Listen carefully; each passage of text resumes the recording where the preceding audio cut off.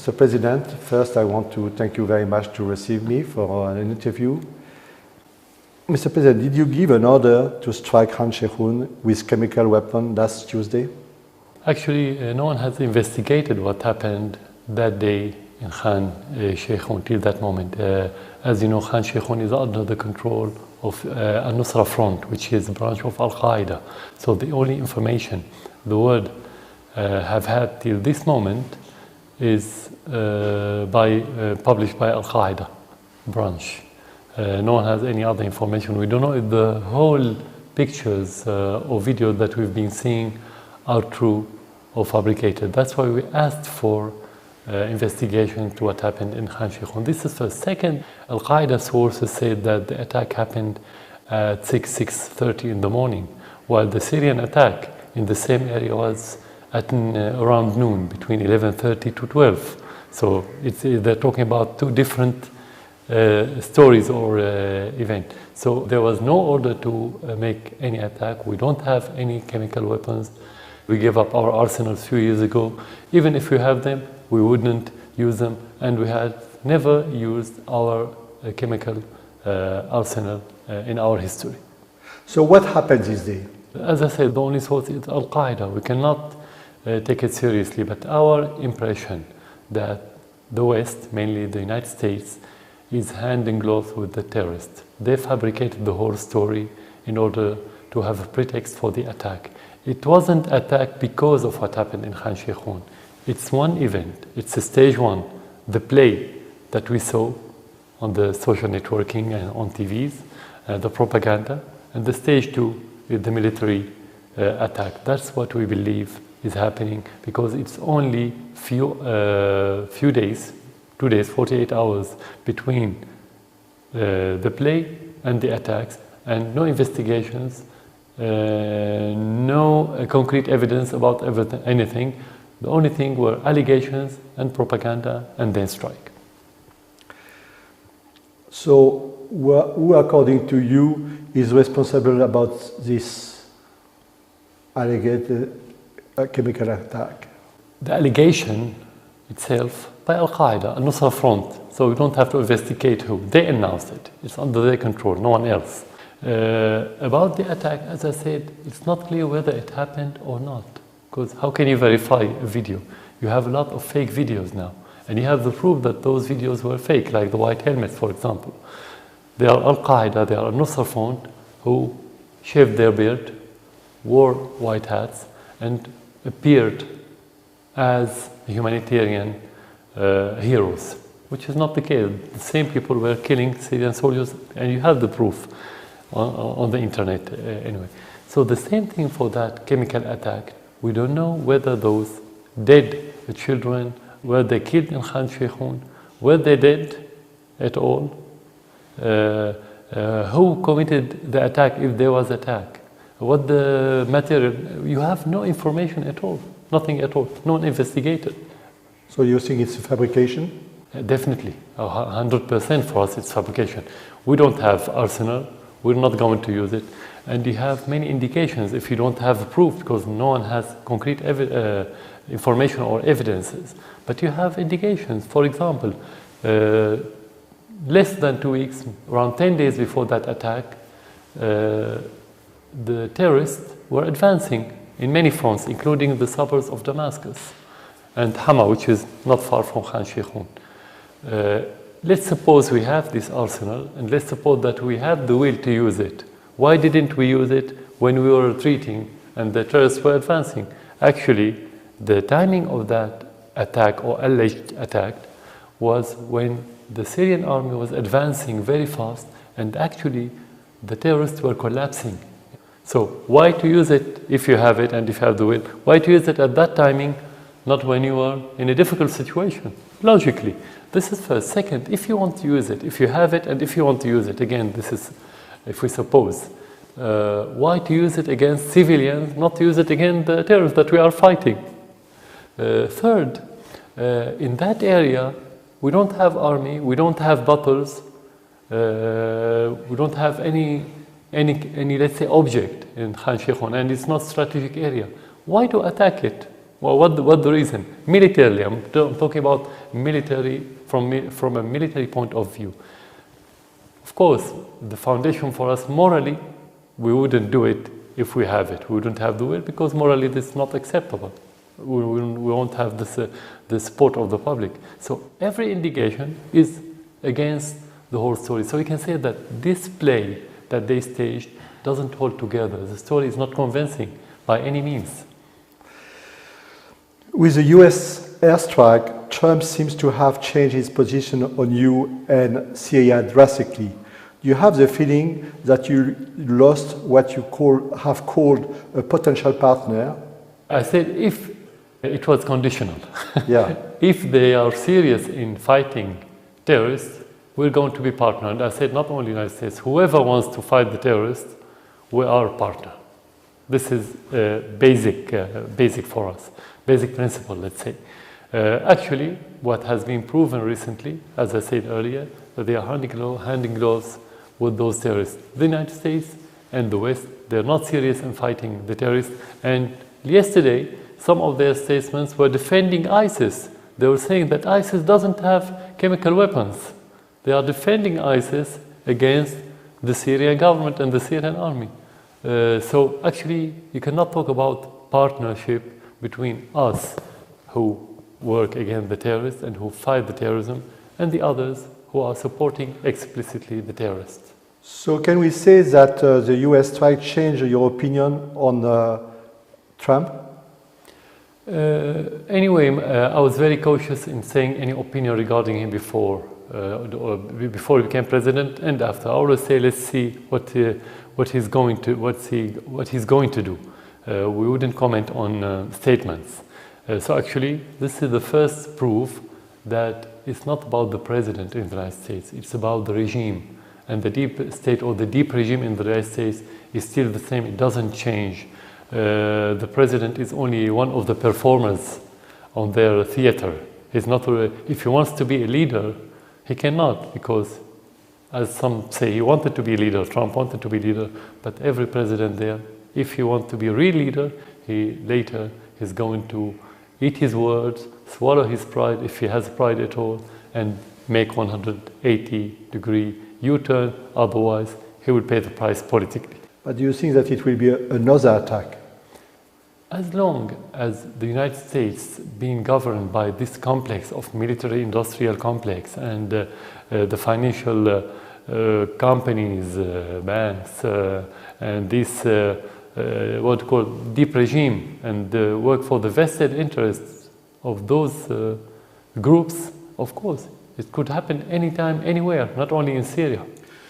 And your army or the Russian would retaliate if it's happened again? Yeah. Actually, if we want to talk about retaliation, we're talking about missiles coming from hundreds of miles, which is out of our reach. But actually, the real war in Syria is not about those missiles. It's about supporting the terrorists. This is the most dangerous part of this war. And our response is going to be what we started from the very first day, is smashing the terrorists everywhere in Syria. When we get rid of the terrorists, we wouldn't worry about anything else that time. So this is our response. It's a response, not reaction. So what you say it means that retaliation by the Syrian army or by the Russian will be very difficult because the both are very close, very long. For us, as a small country, yeah, of course it is. Everybody knows that. It's out of reach. I mean, they can have missiles from another continent. We all know that. They are a great power, we're not a great power. Talking about the Russians, this is another issue. Would you accept the finding of OPCW investigation?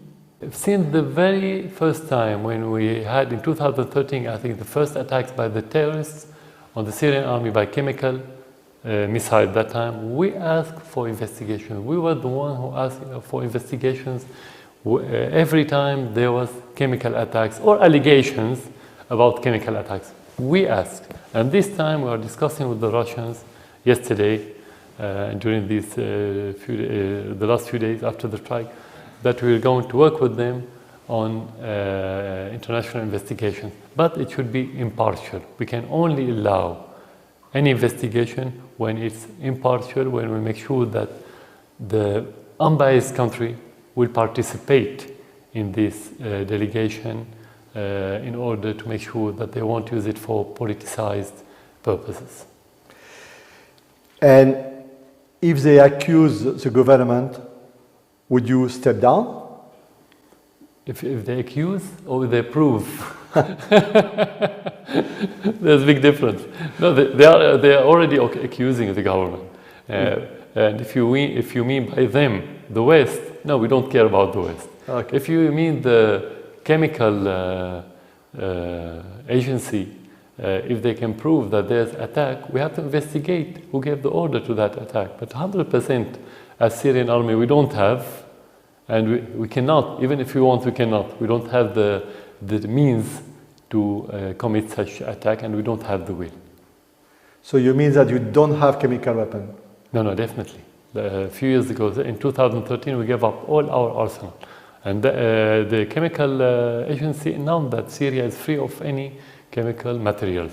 Because the Pentagon said that there are chemical weapons in the air base. You deny. They attacked that air base and they destroyed the depots of different materials, and there was no sarin gas. How? If they said that we launched the sarin attack from that air base, what happened to the sarin when they attacked the depots? Did we hear about any sarin? Our chief of staff was there a few hours later. How could he go there if there was sarin gas? How could you only have 6 martyrs if you have hundreds of soldiers and officers working there, but there was sarin and they didn't die? It's the same fabricated videos that we've been seeing about Khan Sheikhoun, when the rescuers try to rescue the victims or the supposedly dead people or inflicted people, but actually they weren't wearing any masks or any gloves. How? Where's the sarin? This should be affected right away. So this is all allegation. This attack and these allegations is another proof that it was fabricated and there was no sarin anywhere. If you say that you didn't give any order, it is possible that the chemical attack could have been carried out by rogue or fringe element from the army? Even if you have rogue element, the army doesn't have chemical material. This is first. Second, rogue army cannot send airplane at their will. Whenever they want. It's airplane. It's not small car to take it from place to place or a small machine gun to use it. You can talk about somebody who's been using his pistol on his behalf the way he wants and break through. That could happen anywhere in the world, but not the airplane. This is second. Third, the Syrian army is a regular army. It's not a militia. It's regular army. It has hierarchy. It has very clear way of orders. So this kind of rough personnel try to do something against the will of the leadership of the army never happened during the last 6 years of the war in Syria. Did the Russians warn you before the US attack and they were present in the airbase? No, they didn't warn because they didn't have the time to warn, because the Americans called them maybe a few minutes before the launching, or some says after the launching, because it takes time to reach the base. But actually we had indications that there was something that was going to happen, and we took many measures in that regard. Do you confirm that 20% of your air force has been destroyed in this attack, as the Americans said? I don't know what the criteria and what the reference of 20%, what the 100% for them. Is it the number of airplanes? Is it the quality? Is it the, the active airplanes and the stored airplanes? I don't know what do they mean by this. No, actually what we and the Russians announced about few airplanes being destroyed. Most of them are the old ones. Some of them were not active. Anyway, this is the reality. And the proof that we've seen the strike, we haven't stopped attacking terrorists all over Syria. So we didn't feel that we are really affected. Our firepower, our ability to attack the terrorists hasn't been affected by this strike. You know, your government said in the beginning that you hit a chemical weapon depot. Is it true? it was a possibility, because when you attack any target related to the terrorists, you don't know what's in it. You know that this is target. It could be a store, it could be a warehouse, it could be a depot, it could be a camp, it could be a headquarters. You don't know, but you know that the terrorists using this place, and you attack it like any other place. And that's what we've been doing since the beginning of the war, on daily basis, on hourly basis sometimes. Yeah. But you cannot tell what's within this. So that was one of the possibilities, that the airstrikes attacked a depot of chemical material, but this is conflicting again with the timing of the announcement. Mm-hmm. Not because only the terrorists announced it in the morning, but because their media, their pages on Twitter and on the internet announced the attack few hours before the alleged one, which is 4 in the morning. 4 in the morning announced that they're going to be chemical attack, we have to be ready. How did they know about it? Don't you think that Khan Sheikhoun is a huge setback for you? For the first time in 6 years, the US attacked your army, and yesterday, after a brief honeymoon, Timmermans said that the reign of Assad family is coming to the end. Don't you think that Khan Sheikhoun is a huge setback for you? There's no reign of Assad family anyway in Syria. He's dreaming, or let's say he's hallucinating. So we wouldn't waste our time with his statement. In reality, no. Actually, during the last 6 years, the US was directly involved in supporting the terrorists everywhere in Syria, including ISIS, including al-Nusra, including all the other like-minded factions in Syria. This is clear, and this is proven in Syria. Well, if you want to talk about the direct attacks, actually only a few months ago, there was more dangerous attack than the recent one. Just before Obama left, I think a few weeks before he left, it was in Deir ez-Zor, in the eastern part of Syria, when they attacked a very strategic mountain. It was a Syrian base, a regular Syrian army base, and that helped ISIS took over that mountain.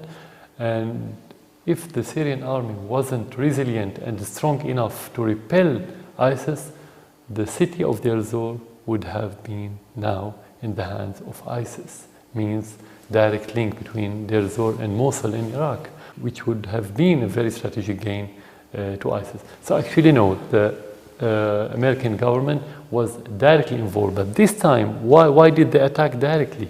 Because, as I said, the terrorists in that area were collapsing.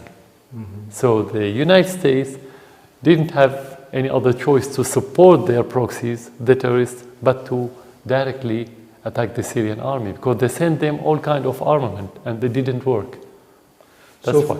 For you, it's not a huge setback after the honeymoon? No, it was actually part of the context, the same context for 6 years. Yeah. It took different shapes, but the core of the American policy and the Western policy toward what's happening in Syria, it hasn't changed at all.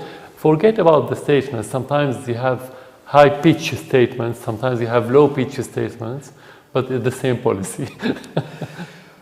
You have gradually pushed most of the rebels into Idlib. Do you plan to attack it next? We're going to attack terrorists anywhere in Syria, Idlib or any other place. What the timing, what the priority, this is a military issue, should be discussed on the military level. You said before that Raqqa is a priority for your government, but the forces advancing on the city are mostly US-backed Kurds. Aren't you afraid of being excluded from the liberation of Raqqa? No, we support whoever wants to liberate any city from the terrorists. But that doesn't mean to be liberated from terrorists and being occupied by American forces, for example, or by another proxy or another terrorist. So it's not clear who's going to liberate Raqqa. Is it really Syrian forces that's going to hand it over to the Syrian army? Is it going to be in cooperation with the Syrian army? It's not clear yet. But what we hear is only allegations about liberating Raqqa. We've been hearing that for nearly a year now, or less than a year, but nothing happened on the ground. So it's just, let's say, a hypothetical question because there's nothing concrete on the ground. The US and Russia are the co-sponsor of Geneva process. Because of the tension between the two countries, do you think that this process can continue? Look, there's a big difference between the process being active, which could happen anytime to reactivate the process, and to be effective. Till this moment, it's not effective. Why? Because the United States is not serious in achieving any political solution.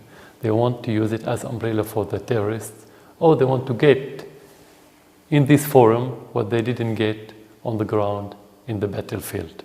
That's why it wasn't effective at all. Now, it's the same situation. We don't see this administration serious in that regard, because they still support the same terrorists. So we can say, yes, it could be reactivated, but we cannot say we expect it to be effective or productive. No.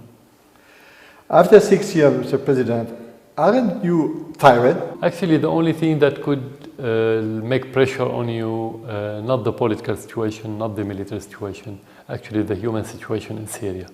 The daily bloodletting, the daily bloodshedding, the suffering and the hardship that inflicted every house in Syria. This is the only painful thing that could make you feel tired, if it's accurate to say tired. Well, regard if you talk about the war, about the politics, about the relation with the West, no, I don't feel tired at all, because we are defending our country, and we're not going to get tired at all in that regard. What makes you lose sleep? Again, the suffering of the Syrian people, the humanitarian interaction between me and every Syrian family, directly or indirectly. This is the only thing that could deprive me from sleep from time to time, but not the Western statements and not the threat of the support of the terrorists. Today, there are people from Fua and Kefaya who will move from their village to Damascus or to Aleppo. You are not afraid that, in fact, it will be displacement of population, and Syria after the war will not be the same as Syria before? The displacement in that context is compulsory. We didn't choose it. We wish that everyone could stay in his village, in his city, but those people, like many other civilians in different areas, were surrounded and besieged by the terrorists, and they've been killed on a daily basis, so they had to leave. But of course, they're going to go back to their cities after the liberation. That happened in many other areas where the people are going back to their homes. So it's temporary. Talking about demographic changes is not in the sake or in the interest of the Syrian society when it's permanent. As long as it's temporary, we wouldn't worry about it. Mr. President, I want to thank you very much for this interview. Thank you. It was very interesting, and not at all. Thank you very much for Thank you. This.